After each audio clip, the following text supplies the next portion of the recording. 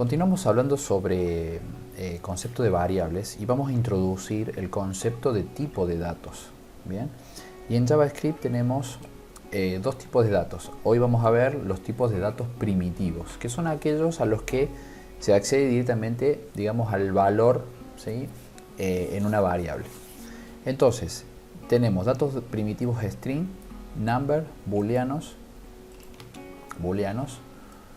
y vamos a incorporar tipos de datos nulos, undefined o num, que significa no es un número, ¿sí? Vamos a explicar un poquito cada uno de ellos para que veamos las diferencias. Cuando defino una variable let llamada nombre y le asigno el nombre Juan, bien, estoy definiendo que esta variable es de tipo string o cadena, bien, cadena de texto se refiere, ¿sí? Entonces, si vamos a mostrar en la consola, vamos a poner un mensaje, mi nombre es, y voy a poner una coma y voy a mencionar la variable, porque no puedo poner los nombres de las variables entre comillas. Vamos a empezar a utilizar variables, bien, y voy a concatenar un texto, mi nombre es, coma, y concateno con el nombre de la variable. Voy a guardar los cambios, voy a ir a la consola, voy a inspeccionar en mi página, voy a ir a consola, ¿ven? Y efectivamente acá tengo mi nombre es Juan. Bien, entonces tengo una variable de tipo string. Si quisiera utilizar, vamos a definir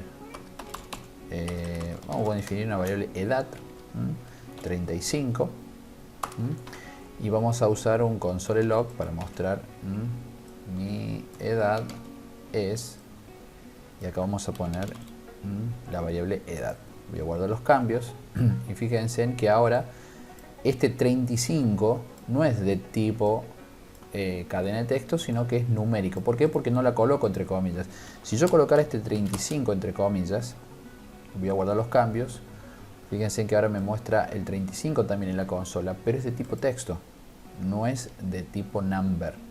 Bien, entonces en esta forma la diferencio. Los datos booleanos, tengo dos posibilidades. Voy a definir una variable que diga sabe cantar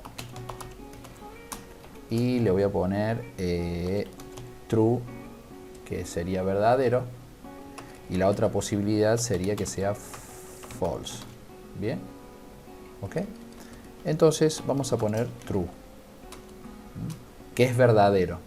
Eso significa que esta variable sabe cantar, significa es verdadero. Entonces vamos con un console.log y vamos a poner sabe cantar, vamos a hacer la pregunta y vamos a poner la variable sabe cantar. Bien, guardo los cambios y efectivamente fíjense en sabe cantar valor true.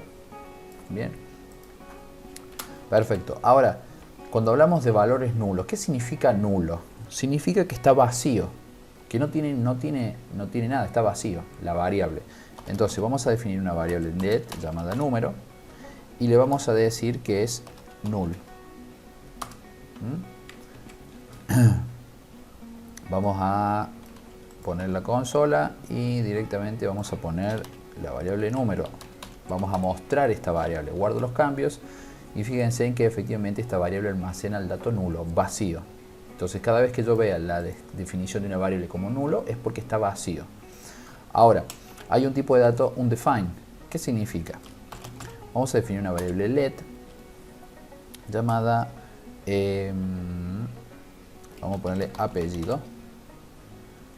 No le vamos a asignar ningún valor y vamos a ir a la consola y mostrar el apellido. Voy a guardar los cambios y fíjense en que dice undefined. ¿Por qué? Porque definí una variable de tipo, o sea, una variable llamada apellido, pero no le asigné ningún tipo de dato. No le asigné una string, no le asigné un number o un booleano, por lo cual no está inicializada esta variable. Entonces el navegador o JavaScript lo va a interpretar como que no está definido, al menos por ahora. Y el tipo de dato num, que significa no es un número, vamos a explicarlo más adelante con algunos ejemplos un poquito más complejos, pero entendamos los tipos de datos que tenemos.